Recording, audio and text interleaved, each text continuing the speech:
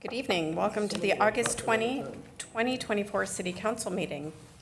The meeting is hereby called to order. Members of the public may attend the City Council meeting in person or may watch and listen remotely by viewing the meeting on Channel 8 WCTV and at the city's website at www.wayzata.org/WCTV. Public comment during the public forum and/or public hearing portions of the meeting may be provided in person at the meeting in advance or by logging into the Zoom call and raising your hand during the public hearing. When your name is called in the meeting, you will be seen and heard in our council chambers and the cable channel. You will be asked to unmute, and then you may begin your comment.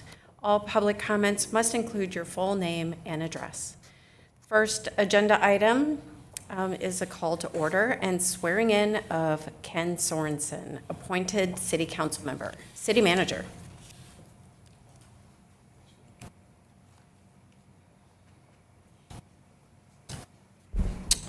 Thank you, Madam Mayor. And I'll ask Councilmember Sorensen to step down here to administer the oath of office or the swearing in as our newest council member. Council member, if you want to come around over here. This is painless. I will try not to kind of pull a fast one on you with the actual oath, but really happy that you're joining the team. I know you bring a great deal of personal and corporate and just business savviness to the council, which I think just in our budget conversations before were already valuable. And I know you've more recently, since you've moved to Wayzata over the past, almost decade, have really committed yourself to the community, and this is a great way of doing that as well. So happy to see you here. I know the council is as well. And if you could do me a huge favor and raise your right hand and repeat after me. I state your name.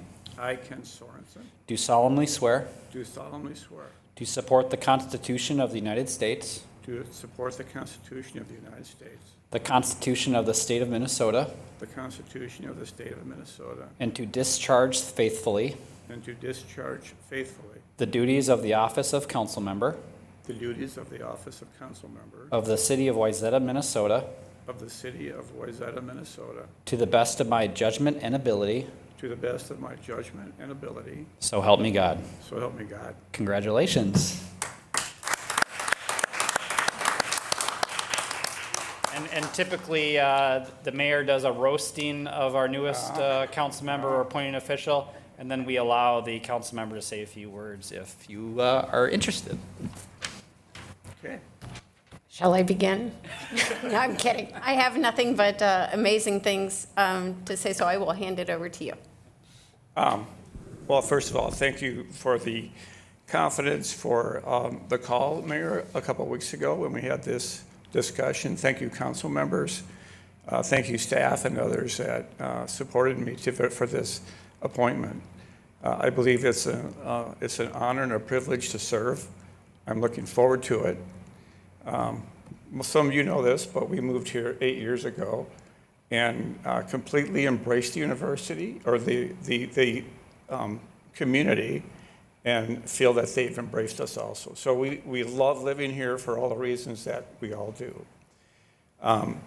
Jeff mentioned a little bit about my past, but I'm hoping to tap my career in development and construction and being a leader in the business field, along with my 3.5 years of being on the planning commission to help make good, informed, open decisions in the best interest of our residents here. So I'm excited. I've got a lot to learn in a short period of time. I'm finding that out already. My intent is to spend the next several months during this, quote, campaign to listen and learn and know what's on the mind of our citizens. So that's my intent, and I'm looking forward to it. So thank you again. Thank you. Anybody have any comments or questions of your newest colleague? Well, Ken, when we spoke a couple of weeks ago, it was truly when I spoke to not only the outgoing council member whose seat you are filling for the remainder of her term, but the rest of the council here unanimously you know, we're supportive of you and thought so highly of the work that you have done on the Planning Commission and felt you would make a wonderful council member. And you also then filed for that seat. And it will be a very arduous campaign of no contenders or no challengers, but you put your name in nonetheless. And for that, we are appreciative, and it shows your commitment to this community. The work you've done on the Planning Commission, if you do an ounce of that kind of work here on the City Council, we will be well served as a council, and so will the rest of the community. And we're so excited that you agreed to put your name in and to join us here at the dais. So congratulations and welcome. It's a pleasure to have you. Yeah, well, thank you. Absolutely. Well, why don't we take just maybe a 5-minute recess so that you can maybe take some pictures with your family? Yeah, that'd be And then we will reconvene. So we will stand in recess. Okay.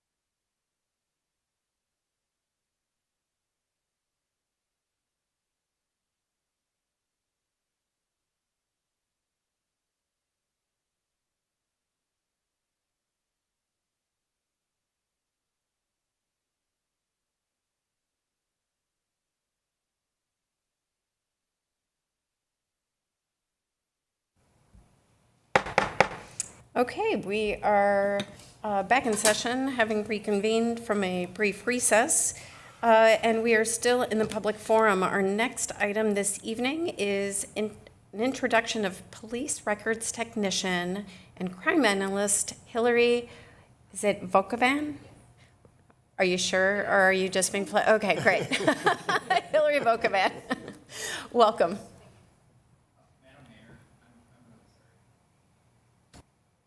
But we should go with the Pledge of Allegiance first before we get to that, and just go through that before we do the public forum. Oh, okay. Well, we have yes, I see. We'll keep the An suspense updated- of Ms. Yes, Volkovan. we have an updated agenda from, very good. All right. Okay, no, we're all good. Yes, let's do the Pledge of Allegiance, that's important. All right. I pledge allegiance to the flag of the United States of America and to the republic for which it stands, one nation, under God, indivisible, with liberty and justice for all. Okay. So let the record reflect that we have the entire council here this evening. And moving on then beyond the roll call is to approve the agenda. Would anyone care to make a motion to approve the agenda as is, or would anyone care to make any changes? I'll make the motion, Madam Mayor, to approve the agenda as is. Wonderful, thank you. And a second? Second. Any further discussion? All those in favor say aye. Aye. Opposed? Motion passes. All right, now we go to public forum. All right, I'll get this. And now we will introduce our police records technician crime analyst, Hillary Buckvan. Chief. All right. Jeff, never apologize for the Pledge of Allegiance. It's a necessity. So thanks for doing that. I have the pleasure, Madam Mayor and members of the council, tonight to introduce to you our newest employee. Well, though she's not new, she's been with us for several months, but she's filling a very important role as a crime analyst and a records tech. That's different in the past roles in the way that it's a dual role. She has not only fills a need that we have with our records and accounting and auditing and things like that, but she's also able to assist us as a records or crime analyst as well. Hillary comes to us from Crystal PD, where she spent a few years as a records tech, and during that time developed an interest in crime analytics. And so when we posted for the job position, she was a great fit for that position, and we hope we're a good fit for her as well. So we've got her busy working with investigations on certain things that crime analytics can supplement their work, and of course doing some of what you'll see here tonight and hear from her in presenting some of our crime data to you all. So, and as you all know, one of the things that I always ask new people when I introduce them is to share one thing that most people don't know about them. It helps keep us grounded as people and portrays us as people. And so Hillary asked that I share that she's our local police department, figuratively local golf pro. She's an avid golfer. She golfed in college on a scholarship. And if that wasn't enough, she did play recently with a couple members of our department and schooled them both, I think. But she's also the hole 5 marshal at the 3M championship and has been so for a few years. So she's pretty proud of that, and we're lucky to have her. So I'd like to introduce to you Hillary Volkovan. Good evening. Yeah, good evening, thank you. So yeah, my name is Hillary Volkovan. I did come from Crystal PD. I grew up in Coon Rapids, Minnesota, and then I went to Concordia College in Moorhead and graduated with a Bachelor of Arts in Communications and was there for a D3 scholarship for golf. After that, I traveled to North Carolina for a little bit, worked for Duke University for a while and missed the cold weather, so I came back home. And now I've been here for about 9 years, and I have 2 cats. I have a house in Columbia Heights, and my boyfriend lives in Rockford, so I'm hoping to move in soon with him, and he's a captain for the Rockford Fire Department, and so very active with yeah, the public, service and so fire and police. So it's pretty fun. So now I can talk about our crime statistics. I was going to say, Madam Mayor, so Hillary's also going to add to our kind of activity update, so for item 5C. So I would say that maybe we pause here, and if the council has any, if you want to roast Hillary or anything you want to mention to Hillary just regarding her and coming to our organization, how great of a fit she is. After that, then maybe move to 5C.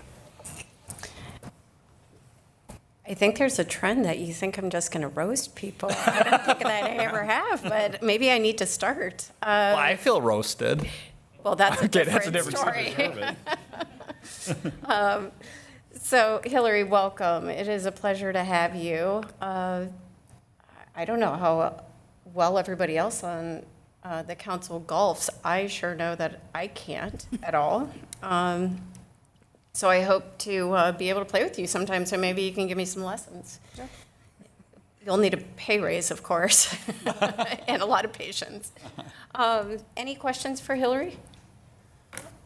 Well, I don't know you. We just got introduced here tonight, but in the spirit of lighthearted roastedness, I have to question your judgment a bit. You must really like the cold weather because you left a golf haven to come here when half the year you can't play golf except for one day out here on the lake. I know, it's, I don't know, something in the water in Minnesota. I definitely, and I was out in Asheville, so it was even more beautiful. So, but yeah, I don't miss it, but I did miss coming back here. Yeah. Well, anyway, welcome. Yeah, thank you.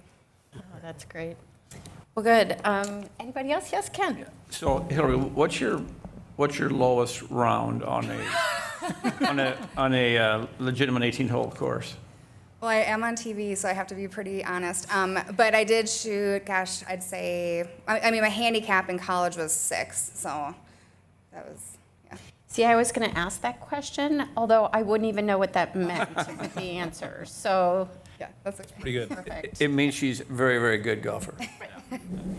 Thank you. That was again in college. That was a few years ago. So. We get better with age. Yeah, we'll go with that. Yes. Okay. Sounds good. Perfect. All right, so next up, we're going to have Hillary talk to us a little bit about, so we're doing an update on the police activity and zero tolerance initiative that the police has been undertaking here in town.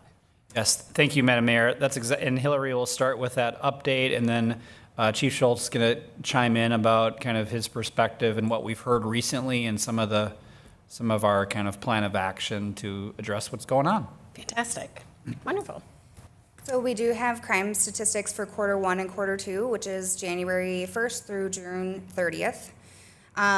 For the first slide, we're going to be talking about the calls for service. So these are all calls. They can range from a phone call all the way to pretty severe cases.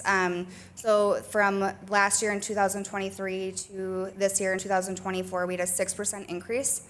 So that's definitely, just from traffic stops, I think that's probably the majority that we've been seeing for a lot of the increase of that. For the next slide, this is the crime statistics. So we have crimes against persons, crimes against society, and crimes against property. These are set by the FBI and the BCA for standards of how they categorize crime. So it can sound a little intimidating, but crimes against persons really is any sort of assault. It could include homicides, any sort of sex offense. So these are going to be violent crimes. So for crimes against persons, we did have a 7% increase from 23 to 24. For crimes against society, these are going to be crimes of maybe necessarily not with a victim per se, but they're going to include DWIs, DUIs, gambling, disorderly conduct. We did have a 44% decrease from 23 to 24, which is great.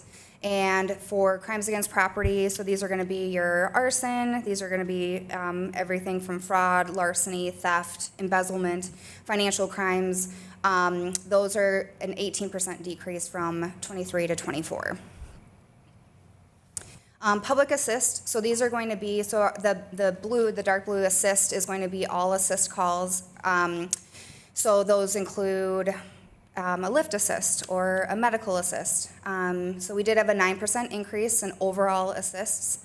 And then the other thing I wanted to note was the yellow, which is the assisting other agencies. So these are going to be assisting other agencies in our area, more specifically including Orono Police, or we could have State Patrol, we could have Minnetonka. And a lot of those were for canine assists, as well as vehicle pursuits. So if we had a vehicle coming through on 394 or other types of pursuits, we'll sometimes help in with those. So we did have a 16% increase, which takes up a lot of our calls, which is great though, we're able to help assist. And then the orange is going to be alarms, so those include medical, false alarms, and business alarms. The green is going to be medical calls, so those are just specific to medical and lift assists. And then the blue, the light blue, is the mental health calls. And then for our traffic statistics, so we did have a 10% increase total from 23 to 24, and that did also include some of that increase for the total calls for service. And a lot of that is going to be with the citations, the written and the verbal, and we've taken a lot of initiative to do a lot of the traffic offense. And I will say, coming from Crystal PD, which is fairly busy, I have never seen as much crime or traffic statistics as I did with Wayzata, so it was fantastic. We're processing a lot of citations and a lot of written warnings, and I think it is making a big difference in the community. So yeah, I think that's all that I have for at least the actual crime stats itself. Great, thank you. Questions too. Thanks, Hillary. And I just have a couple of things to add to this. The one thing that I, as a chief, have happily noticed in the statistics that you just saw were that we saw some increases a few slight increases among some of the criminal activities, but a lot of decreases as well. In fact, the majority of our crimes against persons and those things that you think of as egregious, not that anyone's not a victim, but egregious crimes have decreased a bit. And that stat is also coupled with the last slide you saw where our traffic has increased. And that means we're being more proactive on the street, we're spending more time on the street, we're spending more time observing some of these and reacting to some of these complaints that we've received. In a police chief's ideal world, that's exactly what we want to see, is crime going down and proactivity going up, because proactivity inherently allows us to become more visible in the public, and oftentimes in a positive way. As far as complaints, every summer, after the snowbirds come back and things start to bloom, and we know that Panaway is going to be an attraction, and we know that there's going to be some positives, and we know that there are going to be some concerns. One thing that I noticed this year, and a lot of us noticed, was that we didn't hear a lot of those complaints that we had the previous years. We thought a lot about why that was, and I think it was a lot of successes that we had with the zero tolerance months that we enacted the years before. Signage has been put up, we've got awareness, we've got even some social media posts that have brought awareness to folks. And so that was something really positive to start out the summer season. That doesn't mean we haven't gone without any complaints. But some of the current local concerns that we're hearing from public are related to what you might expect. Traffic, of course. The congestion, the speed. With speed comes loud noises, things like that. And it's a busy area down there, and so it's of particular concern for those folks down along Lake Street and in smaller, more condensed neighborhoods. Surprisingly, e-bikes have shown up, and those have given us a chance to look deeper into the laws and statutes and ordinances pertaining to e-bikes. It's very confusing. In order to enforce that, you really have to know what you're dealing with as far as what kind of a machine is that, how old is the kid, and what regulations are they supposed to be adhering to. And so that's something we're going to dig into in the future. In the meantime, one particular concern that we saw was the use of e-bikes and bikes on the actual boardwalk or the actual lake walk. And that has never been an intent to allow biking on that structure. And so we've ordered some and are going to be erecting some signs that will hopefully very clearly send that message. So there's no question about the allowance or disallowance of those on that area. In the meantime, we're going to do what we can to try to come up with a better strategy for addressing folks on e-bikes. And sometimes it's just having conversations with people. And of course, the noise. We've over the course of the several years, we've put up noise ordinance signs. We've enacted extra patrols. Our zero tolerance month, I think, has been a big deterrent for folks who want to come in and start their early season off with a bang, so to speak. No pun intended. But that's been effective, and we will continue to keep doing that. One of our bike patrol officers was out there yesterday, and he had a loud muffler and didn't get in a chase, but it was pretty close. And so it's effective, and we're well aware of those concerns. And then one final public safety update that's related. Jeff made sure that I would talk about this tonight. I didn't really plan to, but as you all know, I will be retiring in November.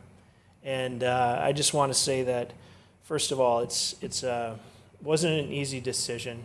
I love this place, and there's so much good about my job and the people that I work with, and includes all of you. But I have a granddaughter now, and some time to reflect about my career, and so I think it's time. And with that, we've spent a lot of time planning on a succession plan. And I told the department I would do anything I could to help, make that as smooth as possible. So Deputy Chief Baker is here tonight. She is ready to learn everything that there is about being a chief in the next 3 months. And then at that point, the city's plan is to make her interim chief, just as I was appointed interim chief for a while. And we have a process in place at that point to see where we're going to go moving forward with that spot. So I'm very confident that we're in good hands, especially with her at the helm. And I'm looking forward to retirement. Wonderful. Well, thanks, Chief. Questions of the chief? No? Anybody? No. Well, Chief, how long have you been with us now? 5 years. 5 years. And before that, our chief was with us for, I think, 15-ish, so two chiefs in 20 years. I read an interesting statistic that the average tenure of a police chief is about 2 to 3 years, dependent, of course, on size of community and everything else. Can you share with us a little bit? I was sad to see the announcement that you were leaving. I think so highly of you and the great work that you've done, not only in terms of policing, but with the department and with the community. Can you talk a little bit about the role? I mean, was it what you expected when you came to us? You came from a larger community, and you weren't the police chief there. Was it everything? Was it harder than you expected? Was it more challenging? Yeah, that's. I don't know if we have enough time here. But, We're gonna dig deep. I came to the department with the expectation of coming here as the deputy chief, and knowing that there was a possibility for succession planning in the future, and so that was always in the back of my mind. And then this thing called COVID hit us, and civil unrest hit us, and the George Floyd, Derek Chauvin spilled out into the world. And so we dealt with that the best way we could. I probably aged more in those 2-3 years than I had probably the 10 years prior to that. But I also came here knowing that this is a unique opportunity to spend a chunk of my career at a very, very desirable place, and not just in this department, but in this community and with these people. And so, in one regard, time has flown, and I too know the statistic of the 3-year tenure as an average for police chief across the country, but. You do have the anomalies like Mike Griswold, who spent, I think, 17 years as a police chief and was the most tenured as he retired in Hennepin County. But, I've got some new changes in family and an opportunity to spend more time with them. And of course, I had to consult with my financial planner and say, is this going to be worthwhile for me? Can I do this? And he gave me the blessing. So it made it a little bit easier to make that decision. But like I said at the beginning, it wasn't an easy decision. It was 26, almost 27 years of a career that I can look back on and go, this is kind of the pinnacle of what I've been working for. And when I came to Wayzata, I had one goal, and that was to leave it better than I found it. And I didn't want to do any harm. I didn't want to just be idle.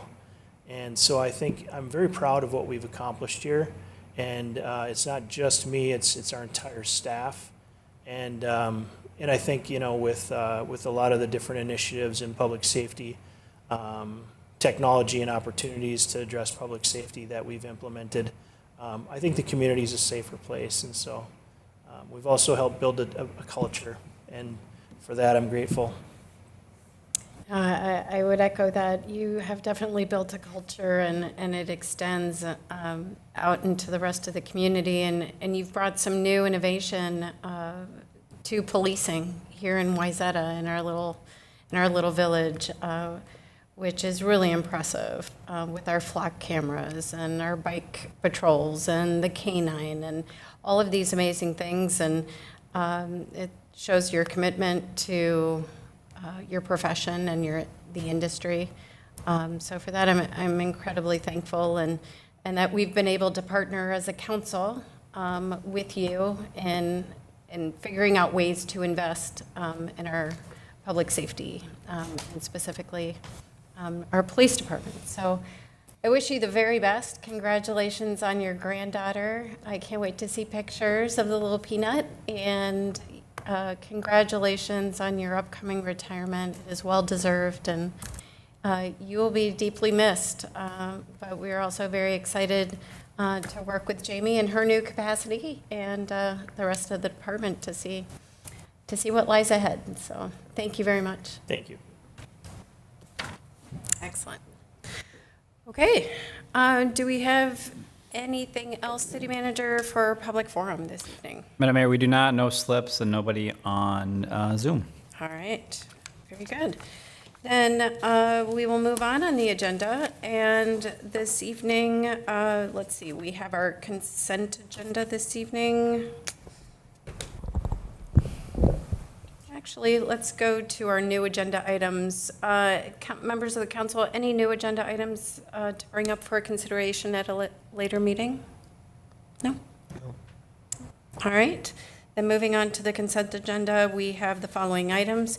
Approval of the City Council workshop and regular meeting minutes of August 7, 2024. Approval of the check register. Approval of municipal licenses. Receipt of the police activity report. Receipt of the building activity report, approval of professional services agreement with Delaney Consulting for analysis on proposed municipal dispensary operations, acceptance of Ken Sorensen resignation from the Planning Commission, adoption of Resolution 33-2024, extending the PUD general plan and PUD CUP for Westway condominiums at 201 Lake Street East. Members of the council, do any of you have any questions on any of those items or wish to pull an item for further discussion? Madam Mayor, Yes. I'd like to pull item 7F for a separate vote. approval of professional services agreement with Delaney Consulting for analysis on proposed municipal dispensary operations. All right, do you have questions associated with that item? No, Madam Mayor, I just plan to vote against it. Okay. Any other items for discussion or questions? Councilmember, no? Anything? No. All right. Then would someone care to make a motion to approve the consent agenda items A through E, G, and H? So moved, Madam Mayor. Thank you. Is there a second?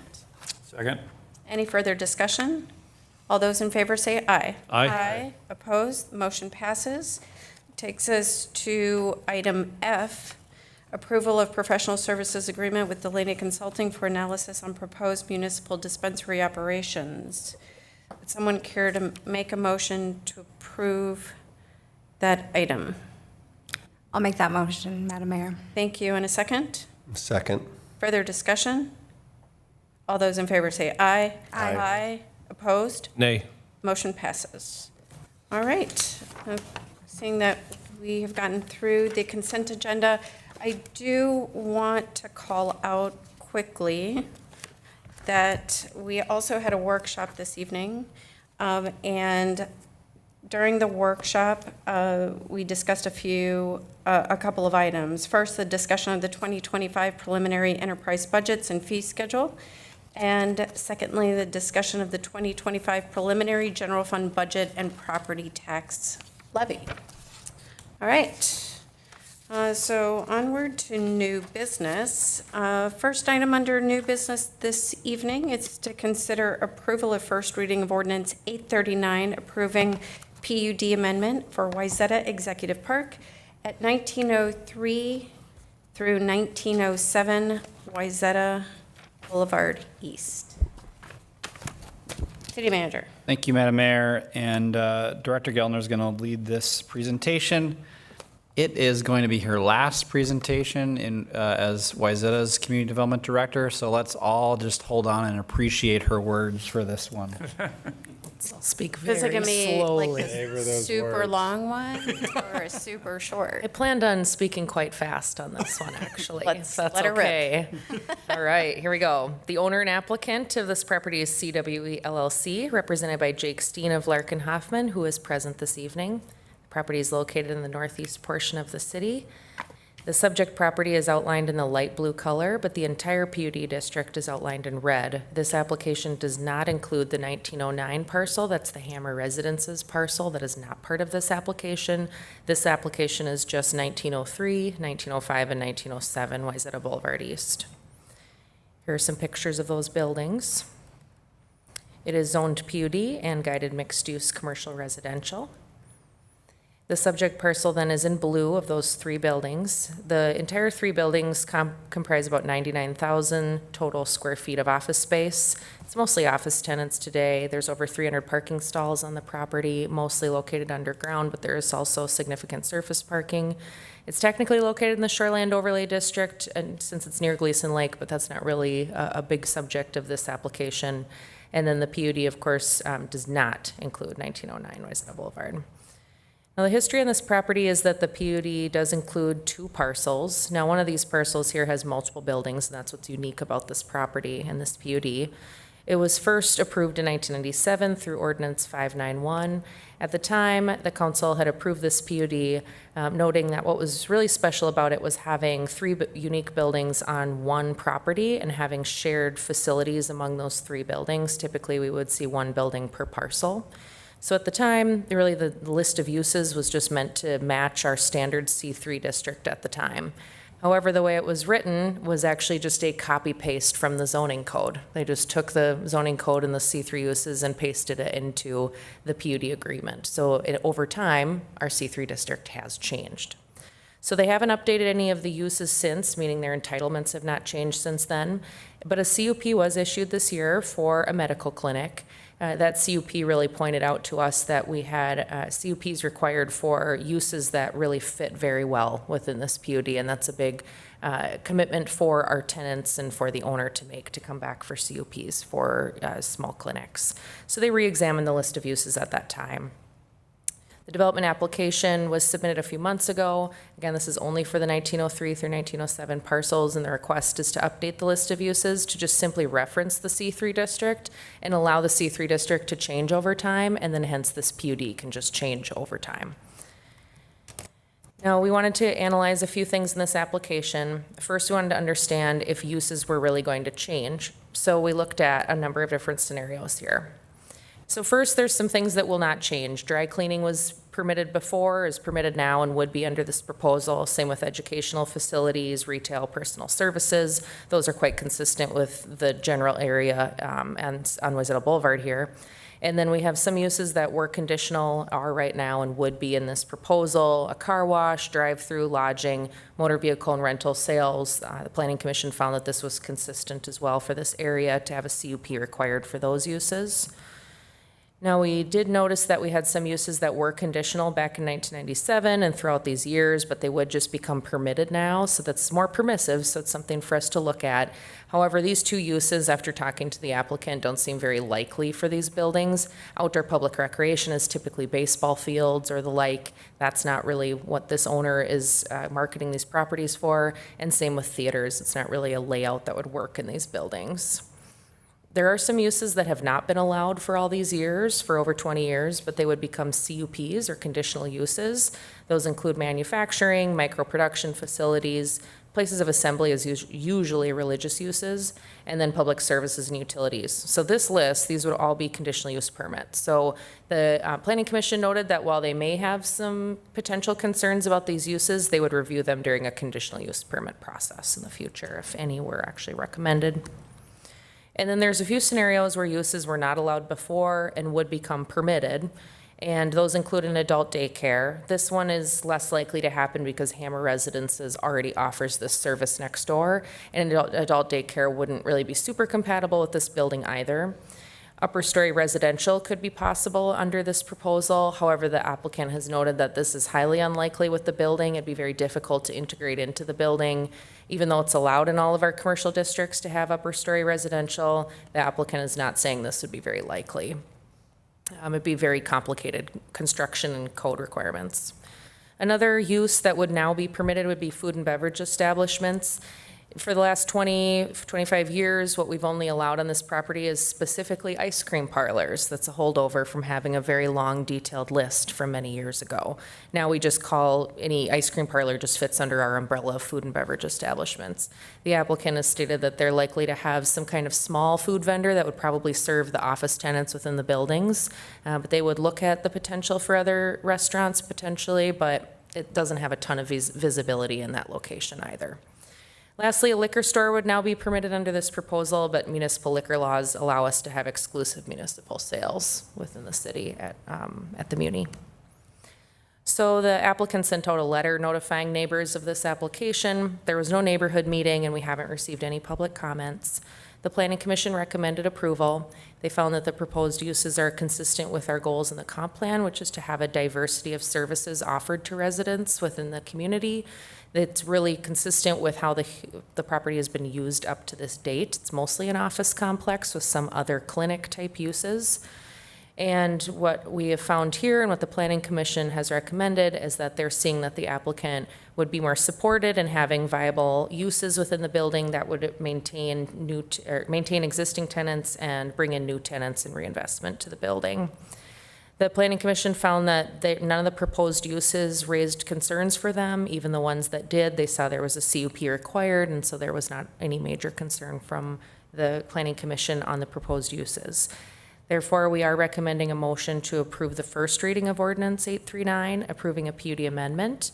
Now, if this were approved, we would require a second reading, and we would also bring back an amendment to the existing development agreement to ensure that all of this is part of that PUD. Okay, Thank you, Mayor. very good. Thank you, Ms. Gildner. Council, any questions of staff? No? I have two. Yes, please, go ahead. What was the impetus for this? What was it, the one CUP that they had to get for the little clinic, or what brought this whole thing around? Yeah, and they also do have one building that's vacant right now. So of the three buildings, one of them is about 85% occupied. The other one is around the same number, but there's a third building that's completely vacant right now. So just making that clear that, they understand what kind of tenants they can have and hopefully not need to go through an extensive zoning approval process for simple clinics or different uses like that. And why wasn't 1909 included? It's part of the original PUD. Why not include it? Hammer residences just would like to keep operating as they do now. Adult daycare use is allowed, office is allowed, so they didn't feel that they had a strong stake in So it would how have this cost turned them out. money is what? Most likely, and their property is remaining the way it is. They don't have any vacancy issues or not seeking entitlements in any kind of way. Thank you. Very good. Councilmember Sorensen, any questions? No questions. Okay, thank you. Would the applicant or the applicant's representative like to come forward and address the council? Good evening. We meet again. Good evening, Madam Mayor, members of the council. My name is Jake Steen with Larkin Hoffman, and we represent the applicant. Staff did a great job of summarizing the request. We are really here tonight just seeking to align the allowed uses with the C3 district. The intent is exactly as staff stated, which is to really streamline the process for our tenants and hopefully our future tenants. We want to try to make these uses that are very low intensity and very appropriate for this site allowed and permitted uses and eliminate the need for a conditional use permit. Again, there's an entire building, there's about a 40% vacancy on site, and we'd really like to support this and get it fully occupied. So happy to answer any questions and appreciate your support and ask for your approval. Wonderful, thank you. Thank you. Questions of the applicant? Thank you very much. Thank you. All right, seeing that there are no questions of staff or the applicant, I will bring it back to the council for their thoughts on this application. Would like to begin? I'll start, Madam Mayor. Great, thank you, Councilmember McDonald. This is a motion that, or a PUD amendment that I am in favor of. I have found that potential tenants hear the word CUP and public process, and I just think it's a big hurdle for them to fill that space, and this seems like a great way to streamline, and the uses all feel very reasonable to me. Excellent, thank you. Anybody else? I'll just say it makes total sense to me. If this was a brand-new project in today's time, it would be naturally, this would just occur. So it makes sense to me. That would do no reason to vote against it. I'd be curious to know if there's anything that there's an inkling of what could happen, but I have no problem with this. Wonderful, thank you, Councilmember Plekish. Others? Yeah, I guess first of all, I think it's a very nice, attractive and valuable piece of property to our city. So if we can take some actions to help you with retention and recruitment of tenants, I think that's always a positive move. The additional uses that would be approved here now, either conditional or just permitted, seem appropriate, especially given the nature of the building and the restrictions you have on some of the changes you could possibly make. So I think the Planning Commission did a nice job in evaluating this. They were very thorough, and I'd be in favor of this approval. Great, thank you, Councilmember Sorensen. I'm all for it. I think we got to help our office building tenant owners and tenants because things are changing and they need our help. Yeah, I would agree with my colleagues. This is certainly a logical and reasonable request. Certainly aligns with our new zoning and our comprehensive plan. What I would say is when this project initially came before the council at that time, there was, because it abuts residential in Minnetonka. No, I have not been on the council that long, for anybody who's wondering, but I do remember, because I happened to be at that meeting, interestingly, the neighbors were very concerned. They were very concerned about the impact that a commercial building would have on the enjoyment of their property. And the builder at the time, and that builder was, commended by those neighbors when it came down to the approval process, and how well they listened, the modifications that they made to the plans to ensure that lights wouldn't, impede on the neighbor's property. So the only thing I would ask is that we remain true to that, to those neighbors, even though, as zoning changes, and the neighbors have probably changed over time, but to really be conscientious of, as we kind of open things up to allow for more uses, that we're still really considerate of any potential impact that might have to the surrounding properties. So that's my ask. Obviously, that's not the request here today. I think the request is completely appropriate, but I would just ask that staff, if down the road anything changes, or the applicant, that they be mindful of those considerations. Okay, well, seeing that there are no additional questions or items for discussion on this, would someone care to make a motion to approve the first reading of Ordinance 839, approving a PUD amendment for Wayzata Executive Park at 1903 to 1907 Wayzata Boulevard East?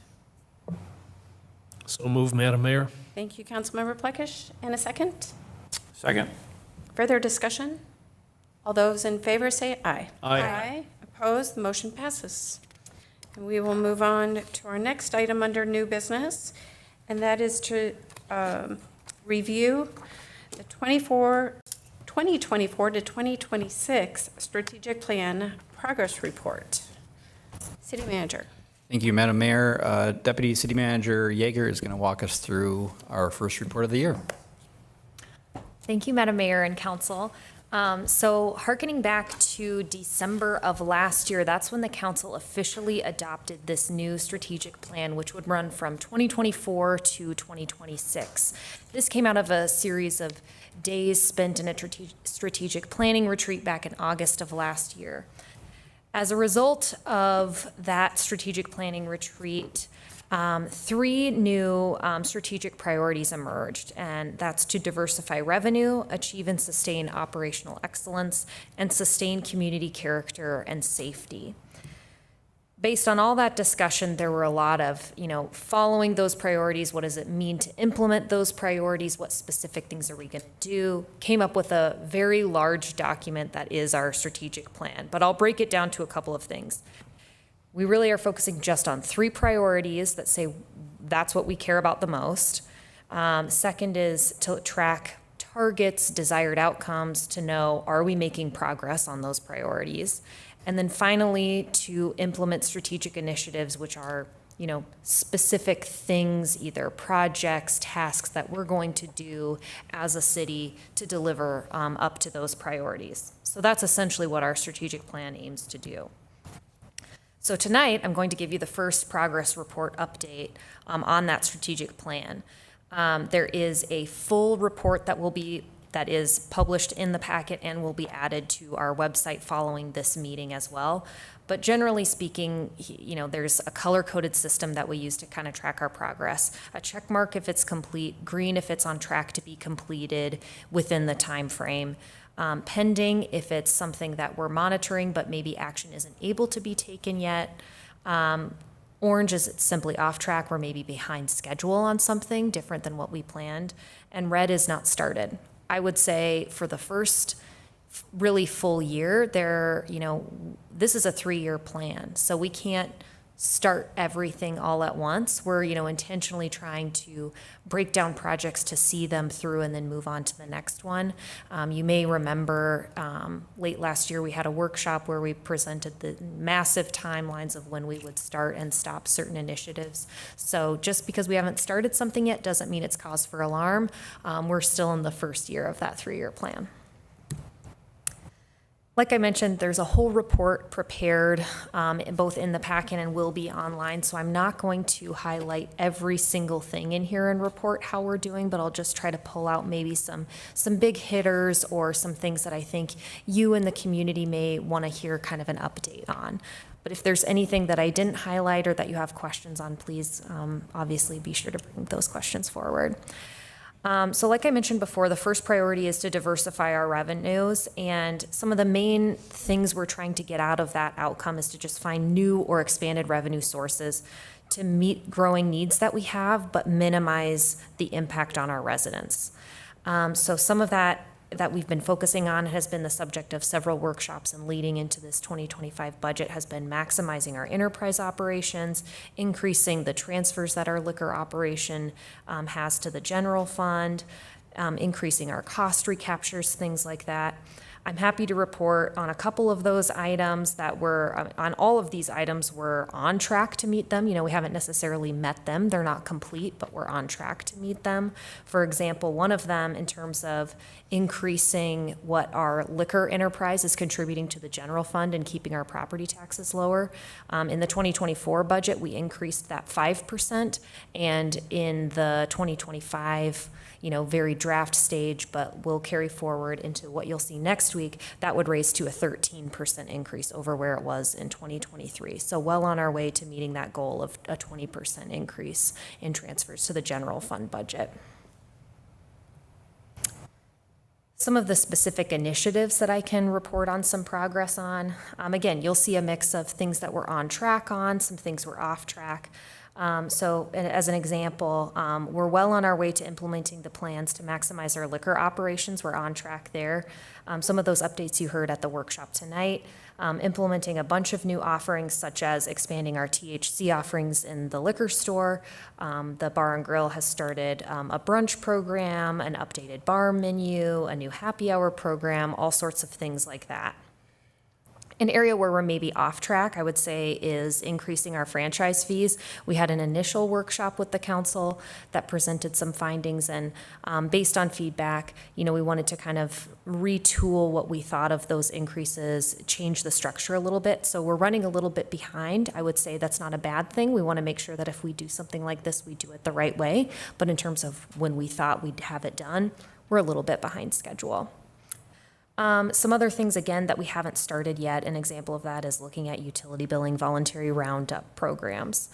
An area where we're kind of pending, we're in a holding pattern, is to pursue a food and beverage sales tax. This continues to be a legislative priority. We unfortunately can't take any action at this stage because of a moratorium that's in place. So again, we're going to keep monitoring it, but plan to bring it up again in the 2026 legislative session when it's allowed to be a part of it. I'm happy to report that we have completed something. So the last couple of items under diversifying revenue, pursuing state bonding is one area that we continue to lobby for. I voted this as we're slightly off track. We weren't successful last year in our request to the state legislature, but we'll continue to push for future state bonding dollars for Panaway and other city park projects. But what we did complete was implementing a paid docking system. So when the new Lake Walk and docks opened, it was the goal to have paid boat parking in place when they opened, and we were successful in that. And so that launched in May, and we'll continue to see dividends from that into the future. So that one's already in place, and we can check that off the list. Our next strategic priority is to achieve and sustain operational excellence.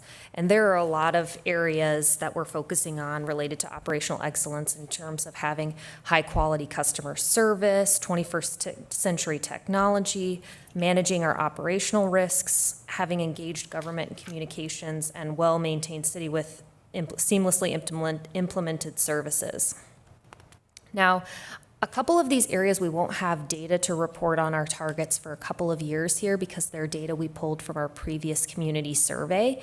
So they're going to be marked pending for a while, but I'm confident that as we make moves on our other strategic initiatives that we'll see good results from that next survey, which is planned for 2026. But some other areas that I do want to highlight of where I think we've seen some progress in terms of managing our operational risk. We're looking at, can we reduce our turnover and decrease the amount of employees saying they would leave the city due to a poor work-life balance, basically. And I'm happy to report that year-to-date 2024, we've seen a 9.5% decrease in our turnover. And in our latest employee survey, there was a 12% reduction in employees saying that they had basically poor work-life balance and that would cause them to leave the city. So we've seen major improvement on those two internal metrics for our employees. Another thing that I know the council has been discussing for several years is deferred maintenance projects at City Hall with a goal to have those completed by 2026. These windows have been a sticking point for a while, and I'm happy to report that earlier this year you did award bids to have those windows replaced by 2026. So we're on track to meet that goal. The construction hasn't started yet, obviously, but that contract's awarded and that will finally happen. So hooray.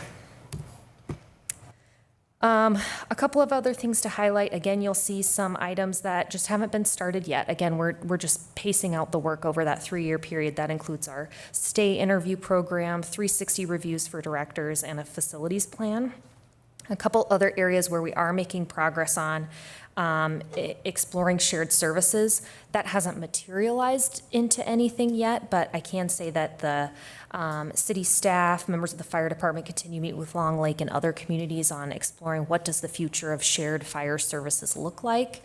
We've also met with Woodland to discuss potential building inspections, shared services. That interest has been inconsistent, so we're not at a place yet where we can implement anything, but it's important that we keep those discussions going, and so we're making progress in that regard. We also have another item that we've completed. In January, we expanded the portal to 100% of all our residents. Whether you live in a multifamily building or a single-family home, you now get a copy of our monthly newsletter. So that, I think, is an important thing to make sure that we're reaching, informing, and engaging all our residents. The third priority is to sustain community character and safety. Oh, sorry, I moved along a little too fast there. Again, there's a lot of areas in here. Main things we're focusing on are community character and pride of place. Some specific things we're tracking there on establishing a public art committee and establishing a public art installation. We're on track to meet both of those. We're planning to bring forward council action in September to establish that public art committee, and the council has already set aside $100,000 into a public art fund to kind of start the seed money whenever that public art is ready to be selected and installed. So that's great progress there. Some areas where we don't have change to report yet. You'll know last year there was a big effort to do a Wayzata Boulevard corridor study. Look at how do we make that pleasing, safe for people. And so there's a lot of components of that project. Most of those are planned to begin in fourth quarter of this year and all of 2025. So you'll see progress on that over the next year or so. Let me look at if there's a couple of other areas to highlight. Oh, another significant one I'd highlight is under having a full range of housing options. We're looking at affordable housing, redevelopment of the park and ride site. So we have some significant progress in this area as well. Due to a partnership with the University of Minnesota students, they did a feasibility study on that park and ride site. And so staff are now equipped to kind of go to the community to do some visioning, to reach out to Metro Transit and work on plans to actually redevelop that site. In terms of other affordable housing, the HRA did adopt an affordable housing action plan earlier this year. So again, progress, and we're on the right track there. Some of the specific initiatives under community character and safety were to complete Panaway Phase 2, which was the talk of this city, both as a organization and as a community over the last year. So that officially opened to the public in June. Completing Clapbridge Park improvements, there's also been a lot of work in workshops and in city council meetings to approve the design plans and get that project ready for construction documents and bidding in the coming months. One area, a couple of other areas that I think have been a hot topic are the vacation rental ordinance. Earlier in July, the council held a workshop to discuss that ordinance, which staff are developing now, so that'll move through the process. We are slightly behind on the special event ordinance. We've had a couple of workshops. Again, just trying to make sure that when we put this ordinance in place, that it's the right thing for this community. So just because we're behind doesn't mean I think that we're not meeting the goal. We're just taking a little longer to get there. A couple of other things I'd note. Again, there was even an item on this agenda about it. We're exploring a single licensed municipal operation for cannabis. We've completed phase 1 of work on that, which included a business plan report that the council accepted earlier this year and approved basically phase 2 to continue to study the feasibility, and there will be ongoing work through 2024 for ultimately the council to decide whether or not we want to go down that way. All that being said, everything in that report, if you're more of a visual learner, this is for you. In terms of our targets, about 62% of all of our targets are either completed or on track to be completed. And in terms of our initiatives, 69% of them are completed or on track to be completed. Having 10 to 18% of our targets and initiatives not even started yet does not surprise me. Again, we're in the first 8 months of this strategic plan. So I'm personally really proud of the progress that our staff has made, taking it very seriously and a really high focus on implementing the directives of the strategic plan. And with that, I'm happy to answer any questions you may have. Wonderful. Thank you, Ms. Yeager. Questions, staff? I have one. Yes, Councilmember Parkhill.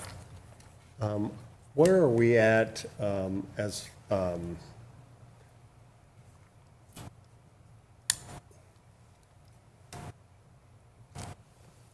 in the first paragraph, let's say, page 110, it said 2024 budget, 69% is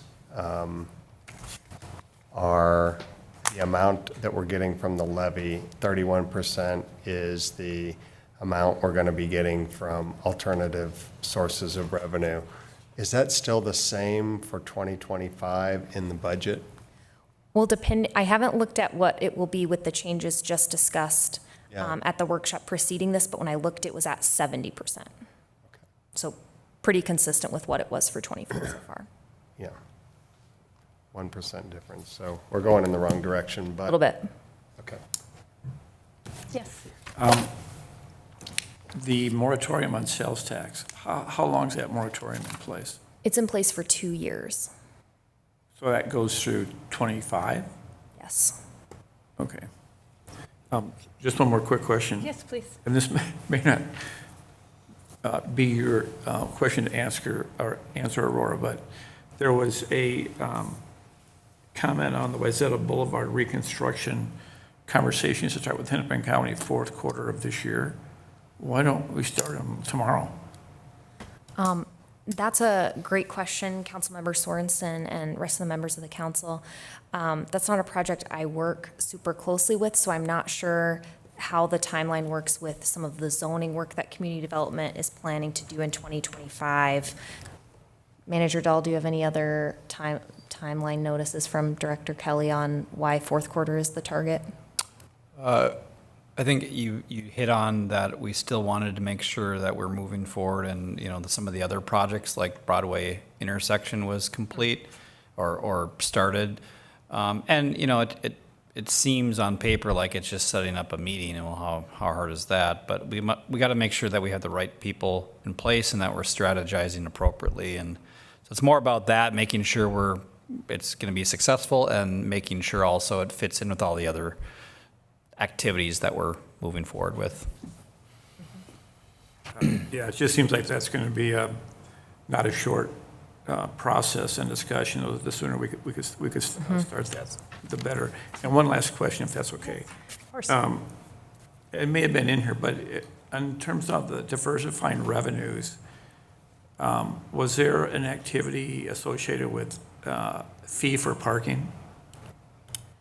That is a great question, Councilmember Sorensen. That has been brought up here and there from the council. I'd rely on Manager Dahl's memory better than I believe that came up during the retreat, but there wasn't necessarily consensus to put that directive specifically. There was for boat parking.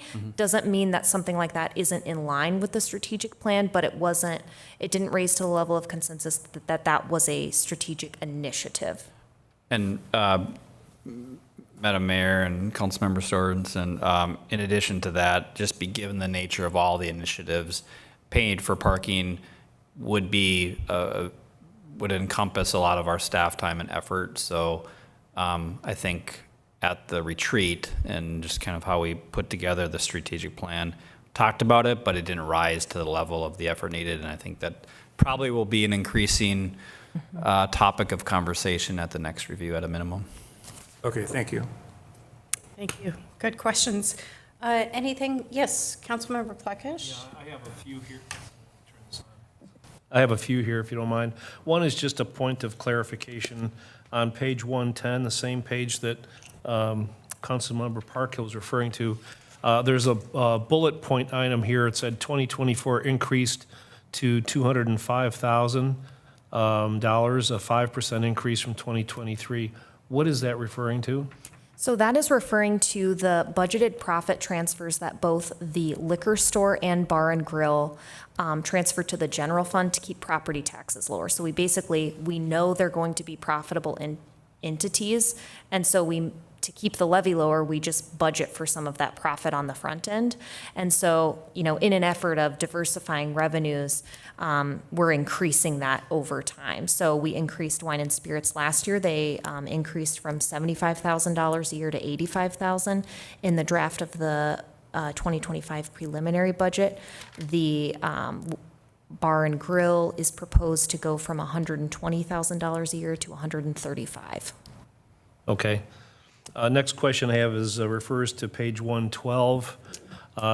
In the 21st century technology right size to needs, I see that the target is 80% of employees reporting having adequate tools, and we started at 69%.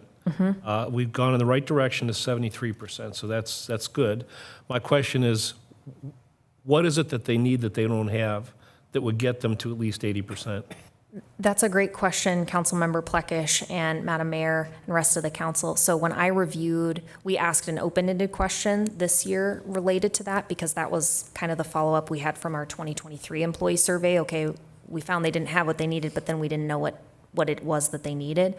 The top response we got was better IT support, whether that be specific technology or training. Okay. That gives me another question, but I'll save it for another time. And then and the last question I had here is on page, 115, in the thriving commercial core sector. Specifically, you talk about 63% occupancy. That's Promenade we're talking about, correct? Correct. And in 2023, up 6% from 2021, but that's still pretty low. Correct. And are we still at that number? Have we improved at all? Do you see any real improvement? And the reason I asked that question is because I think it was earlier this year, maybe even late last year, I'm losing track of time, but we, as a council, disapproved a plan by Promenade to convert some of that empty retail space, which has been empty for, I want to say, 8-9 years now, into a townhome project. And as a council, we turned that down in the hopes that they would improve their occupancy, but I don't see that improvement. So I'm just curious if the numbers are still that low, and do you see any improvement over the horizon? Councilmember Plekish and Madam Mayor, rest of the council, that's a great question. This is the most current data I have. I can work with our community development staff to basically recalculate that occupancy rate and see if that's changed much since November. I'd also defer to Director Gellner if she has an update. The largest space that's vacant was the space that was looked at for residential. It's about 25,000 square feet. That is a large portion of the vacancy. The vacancy is about the same as it was in November. Yep. All right, thank you. Councilmember McDonald? Yes, thank you. I know I said I didn't have a question, but I actually do. And at a meeting not that long ago, when you asked about new agenda items, I asked about looking at our zoning standards in our core neighborhoods. And I'm wondering if the council would be agreeable to adding that as a priority to the community character and resident pride of place. I think we work so hard in our design districts for the Bluff neighborhoods and Lake Street, and these small core neighborhoods similar to the one I'm in, is has these small lots, lots of houses being torn down, and it's really changing the character of our neighborhoods. And I've had a lot of feedback from the community. So, And if memory serves me correctly, this was predominantly about the front setback. yes, predominantly about front setback, which is also impacted by our stringent impervious surface rules, our laws. So I think there's kind of a holistic approach, but I think there's some tweaks and studying we could make to preserve the character of these core neighborhoods. Very good, thank you. So that is currently, City Manager, not on our strategic plan. It was brought up, I believe, this year, maybe a couple months ago. But we need it on the strategic plan in order to get that moving forward?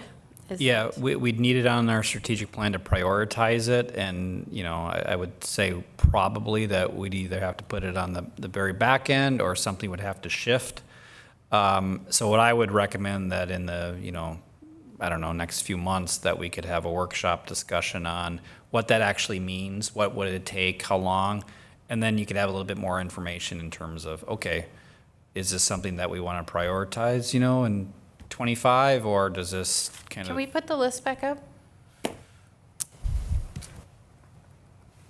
Sorry. There it is. That's just for this strategic priority. And my concern, pardon me, my concern is if we don't have a workshop for a few months, to even bring it up to council, to decide whether it becomes a priority. Let's even say at that moment, we say, yes, this is important to us, we need to address this. It's then, we know that the wheels of government grind very, very slowly. We're gonna have houses torn down, and we're not addressing the issue in a timely fashion.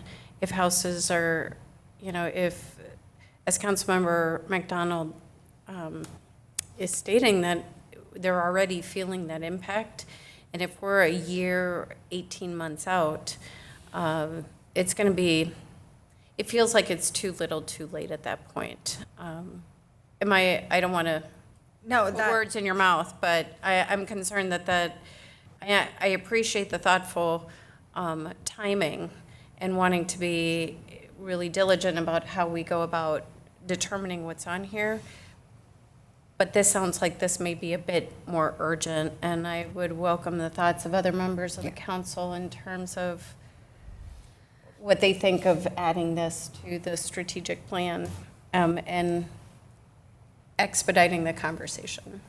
Thank you, Madam Mayor. That's exactly what I would have said, is it does feel like time is of the essence right now as houses are being torn down, and we've gone from 60-foot setbacks to 20-foot setbacks, and it's just, I can think of 3 that are probably on deck to be demolished. So I would love to hear the thoughts of the council, so thank you. Absolutely. Others? Well, I just would say that I'm not sure I understand the problem. I think it's a great thing to discuss, and if we can move up a workshop to next meeting or something, I'm absolutely, if this is a concern of Councilman McDonald's, we should discuss it and make it in an item. I just need background and to really understand what it's about. Okay. Councilmember Plekish? Yeah, my reflection on it is, with the passage of time, there are strategic imperatives that ebb and flow depending on what's going on in the community. It sounds like that this would have been in the strategic plan had it been a priority at that time when we talked about it. It wasn't. It is now. And like you said, Madam Mayor, the gears of government are very, very slow. So if there's a way to address this and bring it up more quickly, I think I'd be in favor of that. Of course, we'd have to adjust things, but certainly want to talk about it. Absolutely. And it goes without saying that we'll have to consider something getting peeled off, right? So we're going to have to prioritize. We can't do all of them at once. Councilmember Sorensen, any initial thoughts? Well, I just think the whole topic of maintaining the character of our neighborhoods is a very high priority. There's other issues associated with that. Some we're talking about. There's probably a few more we aren't talking about yet. But I think it would make sense to at least find a way to talk it through sooner rather than later. If that's a workshop, maybe fine. And we limit the time or something, but I would be in favor of trying to get that discussion sooner rather than later. Yeah, perfect. Are there like 2 or 3 key issues you'd like, that you could share with staff maybe in terms of what you're hearing and that people are asking be addressed? That maybe Happy to they do could that. focus instead of just, hey, let's rezone an entire neighborhood. I think we could narrow the scope down. That seems perfectly reasonable. Manager Dahl and I have had this conversation, but I'd be happy to chat with you again and just reiterate those priorities and expectations. Perfect. Timing, what are you thinking? Well, I know you said a couple months, but obviously. well, we're going to be short on staff, so we yes. have to keep that in mind. And That's only if we let her go. That's true. That's a very good point. So I think we can come back in September sometime and try to get a better handle on the problem, what it's going to take to get the proper engagement, resources to go through a study, and then take potential action. But I think we could have at least a discussion in September. That'd be great. That would be wonderful. I would also ask that we be prepared to discuss the possibility of potentially even a moratorium if it's something that Well, is that's a really good- critical, right? That we have like houses just being demolished and we're looking to address them. So maybe work with city attorney, and not saying that that's the answer. I'm just saying we need all possibilities on the table. That's a great point. I'm glad you brought that up because that would have to be on the table if we're really wanting to do it right and we need more time, but we don't want any additional kind of Adverse. damage to be done. Yeah, exactly. Exactly. Okay, wonderful. Thank you, Mayor. Thank you. Great conversation. Anything else on this issue? No? Ms. Yeager, thank you. Thank you to you and to staff.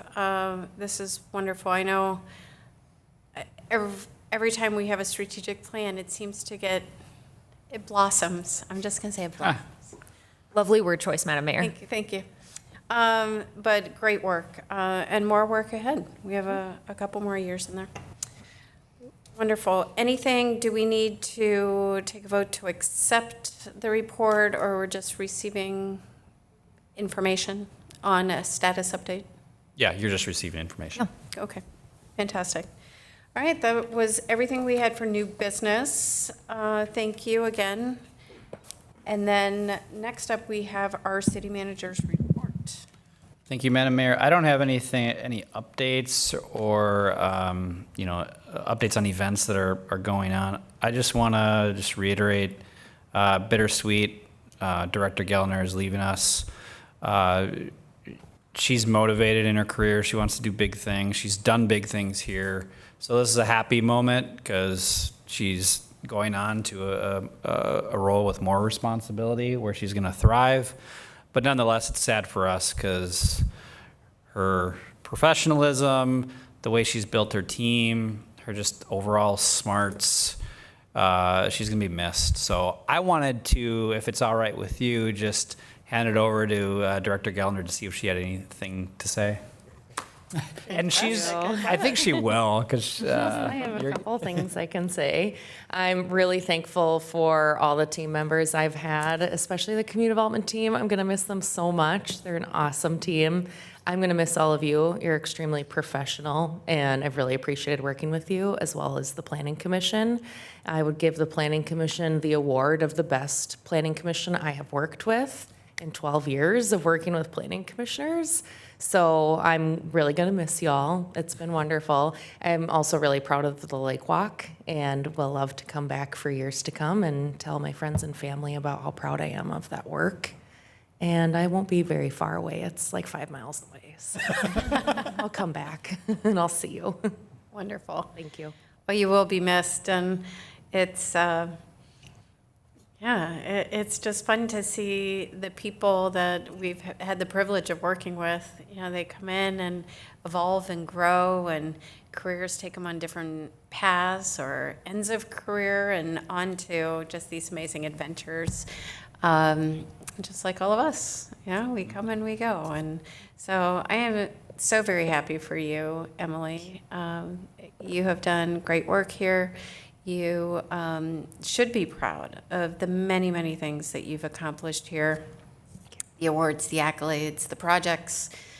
So we wish you well. And we look forward to you traveling those 5 miles back so you can come say hello. Wonderful. All right, anything else, City Manager? All right, very good. We normally don't have anybody for the public forum at the end of the meeting, but we do have one person this evening, and we would like to welcome up our winner for this evening, Ashley Drill. If you could please come to the, do I have to reread the public forum? No. Rules of the road? Okay, good. If you could please introduce yourself with your name and address. And welcome, and thank you for being patient as we get through our business this evening. Thank you, Madam Mayor and members of the council. I appreciate you taking the time and staying a bit after because I was a little bit late because I was going the speed limit, which is part of my formal kind of complaint, or I'm looking to seek advice from you on where to go from here. My name is Ashley Drill. I live at 346 North Ferndale Road, so as you know, north of Wayzata Community Church. And yes, thank you for seeing me right now. So this goes well with what I'm glad I stayed because there was a part in the strategic plan that said not yet, there was an X, a red X. And strangely enough, it's what I'm speaking on tonight is the traffic, the speed. I have 3 young children and I'm here on behalf of my neighborhood of Ferndale North. We're in a tricky spot because we're north of Wayzata Community Church. And that little section is before the loose line is Wayzata, from what I've gathered. Across the street, it's City of Orono. Across the loose line, it's City of Plymouth. All Wayzata School District.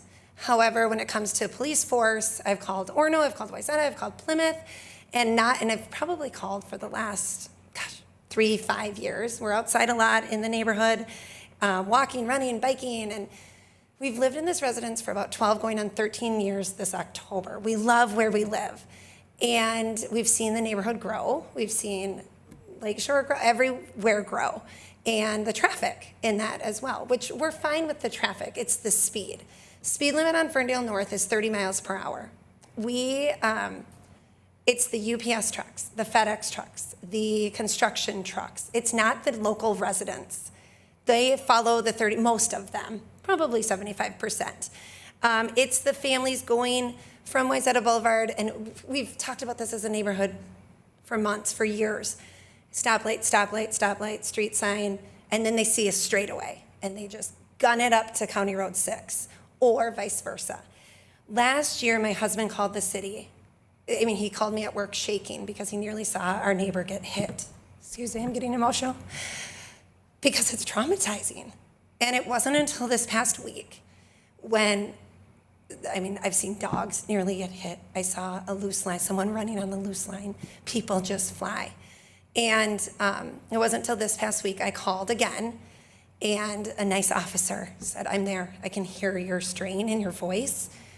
Can I use your driveway to park my vehicle? And I said, yes, of course. And he came at 11 o'clock, and he clocked 6 to 8 speeders in a 45-minute time period.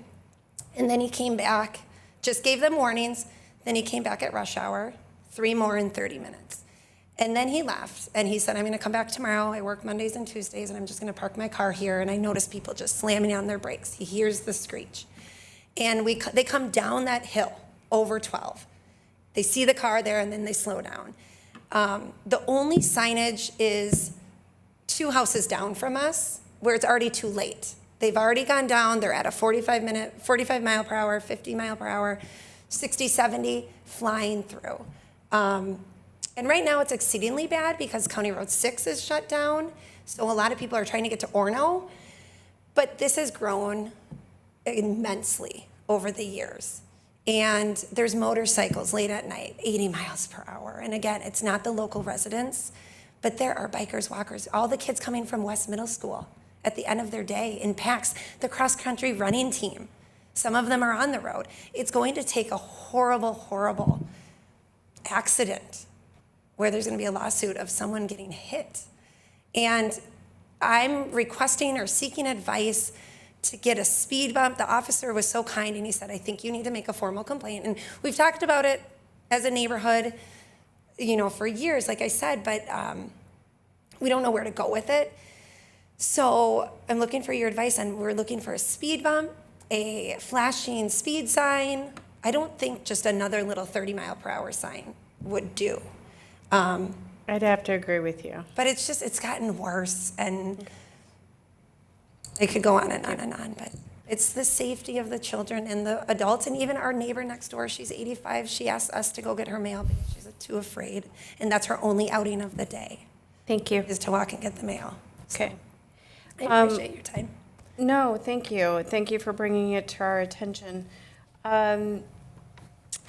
So some of the most successful, and, not going to put anybody on the spot here this evening and coming up with a solution, but here on the spot, but some of the mechanisms we've used in the past that have been most successful have been those flashing speed signs that remind people.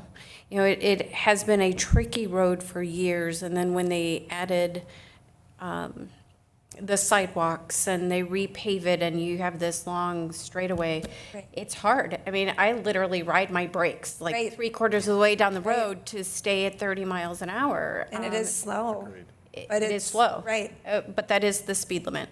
And so how quickly could we get one of those flashing speed signs where we're also we're taking measurements of number of cars or the average speed? I don't know exactly all the technology behind it, but not Manager Dahl, just, before you, I'm sorry to interrupt, but I did call City of Orono 2 weeks ago. They had the sign out, the flashing at the end of 6, because that is considered an Orono ordinance within the next day. But then they took it down because it was just one of those stationary ones that you move around. right. Well, That was on the other end of 6 in Ferndale. okay, thank you. Yeah. How soon could we get something there? So people are coming from Wayzata before they hit, I guess we have to figure out a safe place to put it too. Yeah, Madam Mayor, I think the earliest we could get something out is within a week. Could be a day, could be a week. But it depends on where they're utilized now, depends on working with, the other communities or jurisdiction, and just really kind of the input and expertise of both Public Works and police. And I don't know if this has been a long time issue, I haven't heard anything about it, but we will talk about it tomorrow and discuss, what can we do? And, they might not be a quick solution, but, we'll definitely have a conversation and we can get back to Ms. Drill about what we think would be appropriate and go from there. Yeah, that would be, it is tough with multiple jurisdictions kind of all just crammed in there, and it's been a problem, for years, right? It's tough to maintain 30 miles an hour. And I am incredibly disappointed to hear that this is the UPS and the FedEx trucks. These are the commercial drivers. So we may need to have reminders. And I think And, the biggest piece of it too is across the street, we have a new neighbor who has 3 young kids, and one of them starting kindergarten this year at Gleason Lake. And we had to reroute the bus last year and go through tireless effort with the school district to say, can you at least move the bus so it goes, so our children in the 3 houses don't have to cross the road? So they agreed to that. So we're not crossing, but now across the road, this young little girl is. And so that's another, right before school starts, kids crossing the Right. road, it's just, yeah. Okay. I I appreciate it. So we will reach out to Ms. Drill. Yep. City staff, and maybe the surrounding communities as well, Orono and Plymouth, in terms of coordination with our, thank you, by the way, to our police department and our officers for being responsive, and to you for allowing them to use your property to accomplish the end result. But yeah, let's definitely look into that and what we can do to tamp down that speeding there. Will do, and we'll keep you posted just so you guys know what we're doing. Wonderful. Thank you, I really appreciate it. Thank you so much. Thank you. All right. Thank you. That takes us through the last item on our agenda for this evening. The only remaining item would be a motion to adjourn. Someone like to make that motion? So move, Madam Mayor. Thank you. And a second?